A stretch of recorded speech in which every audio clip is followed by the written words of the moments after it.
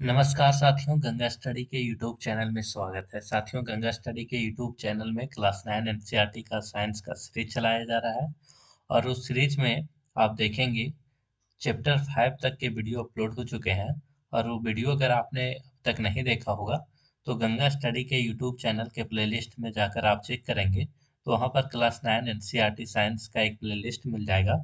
वहाँ पर आप पीछे के वीडियो को देख सकते हैं और वो वीडियो काफी महत्वपूर्ण है क्योंकि जेएसएससी में कई सारे प्रश्न डायरेक्ट यहीं से पूछे जा रहे हैं। और वो मैं इस चैप्टर से भी प्रश्न को बता दूंगा कि इस चैप्टर से भी जेएसएससी किस प्रकार के प्रश्न पूछे हैं। और और भी जो आगामी चैप्टर आने वाले हैं उन सारे चैप्टर को इस सीरीज में अपलोड किया जाएगा, जो कि आपके जेएसएससी के एग्जाम या फिर कोई पीसीएस का एग्जाम या फिर सेंट्रल लेवल का कोई एग्जाम दे रहे हैं, वो सभी जगह आपको ये वीडियो काम आने वाला है। तो चलिए आज चैप्टर 6 की शुरुआत करते हैं। और चैप्टर 6 में हम लोग देखेंगे उत्तक, टिश्यू के बारे में देखेंगे और इससे संबंधित जितने भी एमसीक्यू बनेंगे सारे को इस वीडियो में कवर करेंगे। तो चलिए उत्तक के संबंध में जो भी प्रश्न बनेंगे उनको देखते हैं। तो पहला प्रश्न है रक्त, फ्लोएम तथा पेशी। रक्त, फ्लोएम तथा पेशी उदाहरण है। कोशिका के, उत्तक के, ऑर्गन के कोई नहीं। तो रक्त, फ्लोएम या फिर पेशी ये सभी उत्तक के उदाहरण है। तो ऑप्शन बी सही हो जाएगा। नेक्स्ट, पैरेन्काइमा उत्तक उदाहरण है। पैरेन्काइमा उत्तक किस प्रकार के उत्तक का उदाहरण है वो आपको बताना है। सरल स्थायी उत्तक, सरल अस्थायी उत्तक, जटिल स्थायी उत्तक, जटिल अस्थायी उत्तक। तो राइट आंसर होगा ऑप्शन ए, सरल अस्थायी उत्तक। नेक्स्ट, कुछ पैरेन्काइमा उत्तकों में क्लोरोफिल पाया जाता है। कुछ पैरेन्काइमा ऊतकों में क्लोरोफिल पाया जाता है जिसके कारण प्रकाश संश्लेषण की क्रिया संपन्न होती है। इन ऊतकों को क्या कहा जाता है? तो इन ऊतकों को क्या कहा जाता है?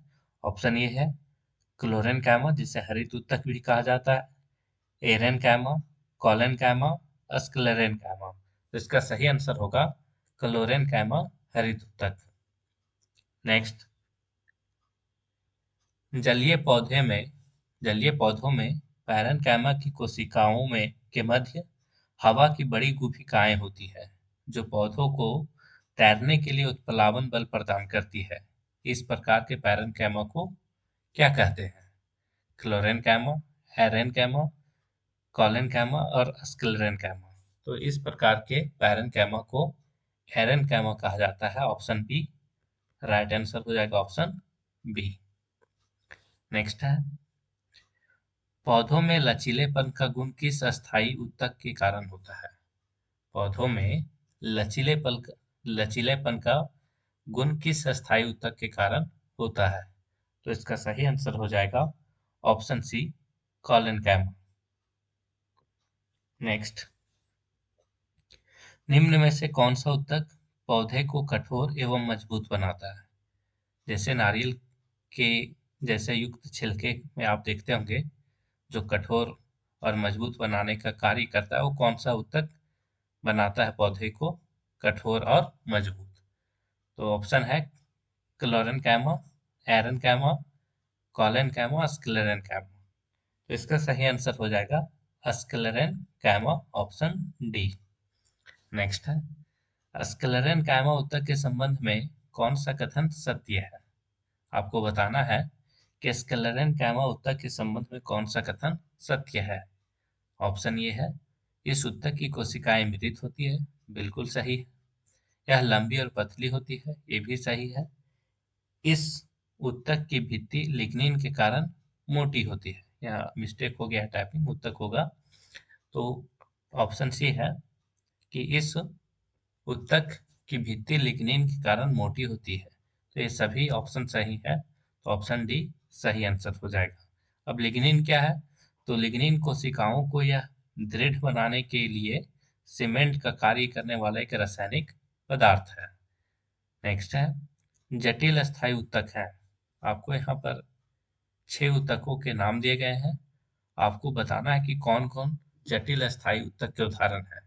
पहला है क्लोरेनकैमा, एरेनकैमा, कोलेनकैमा, स्क्लेरेनकैमा, जाइलम और फ्लोएम। आपको जटिल स्थायी ऊतक के उदाहरण बताने हैं। ऑप्शन ए में है 1 2 3, ऑप्शन बी में है 2 3 2 4 5 6, ऑप्शन सी में है 1 5 6 और ऑप्शन डी में है 5 और 6। तो आपको पता होगा, और पहले भी क्वेश्चन में मैंने बताया कि क्लोरेनकैमा, एरेनकैमा, कोलेनकैमा और स्क्लेरेनकैमा ये सरल अस्थायी ऊतक के उदाहरण हैं। बल्कि यहाँ जो दो ऑप्शन दिए गए हैं, जाइलम और फ्लोएम, ये दोनों ऑप्शन जटिल अस्थायी ऊतक के उदाहरण हैं, बाकी सरल अस्थायी ऊतक के उदाहरण हैं। तो केवल जाइलम और फ्लोएम जटिल अस्थायी ऊतक के उदाहरण है। तो इसका सही आंसर हो जाएगा ऑप्शन डी, 5 और 6। नेक्स्ट,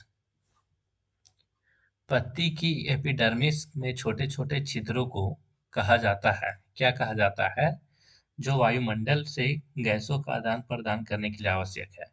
तो जो पत्तियों में आप छोटे छोटे छिद्र देखते होंगे, उसे क्या कहा जाता है, जो कि वायुमंडल से गैसों को आदान प्रदान करने में सहायक होता है। तो उसे क्या कहा जाता है, तो उसे अस्टोमेटा कहा जाता है। तो ऑप्शन सी सही आंसर होगा। नेक्स्ट, मरुस्थलीय पौधों की बाहरी सतह वाले एपिडर्मिस में किस नाम की एक जल अवरोधी रासायनिक पदार्थ का लेप लेप होता है। आपको ये बताना है कि मरुस्थलीय पौधों की बाहरी सतह वाले एपिडर्मिस में किस नाम की एक जल अवरोधी रासायनिक पदार्थ का लेप होता है। तो इसका सही आंसर हो जाएगा ऑप्शन बी, क्यूटीन। नेक्स्ट, सही है। एक ही प्रकार की कोशिकाओं से बने ऊतक सरल अस्थायी ऊतक कहलाते हैं, सही है। एक से अधिक प्रकार से बने ऊतक जटिल अस्थायी ऊतक कहलाते हैं, ये भी सही है। फ्लोएम जटिल अस्थायी ऊतक है, ये भी सही है। जाइलम सरल अस्थायी ऊतक है, ये गलत है, क्योंकि जाइलम भी जटिल अस्थायी ऊतक का उदाहरण है। तो 1 2 3 सही है, बल्कि 4 जो ऑप्शन दिया गया है वो गलत है, क्योंकि जाइलम भी जटिल अस्थायी ऊतक का उदाहरण है। तो 1 2 3, ये ऑप्शन ए सही आंसर हो जाएगा, 1 2 और 3। नेक्स्ट, सही है। आपको बताना है कौन सा ऑप्शन सही है। जाइलम पौधे के विभिन्न भागों में भोजन का परिवहन करता है। ऑप्शन बी है फ्लोएम पौधे के विभिन्न भागों में जल का परिवहन करता है।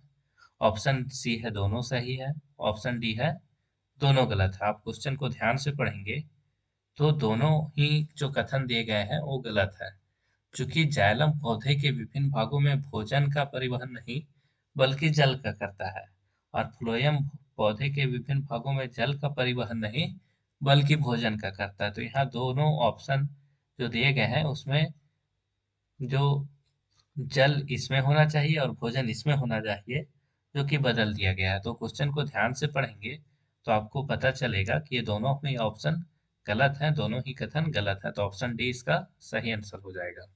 नेक्स्ट है, रक्त के संबंध में असत्य कथन है। रक्त के संबंध में कौन सा कथन असत्य है।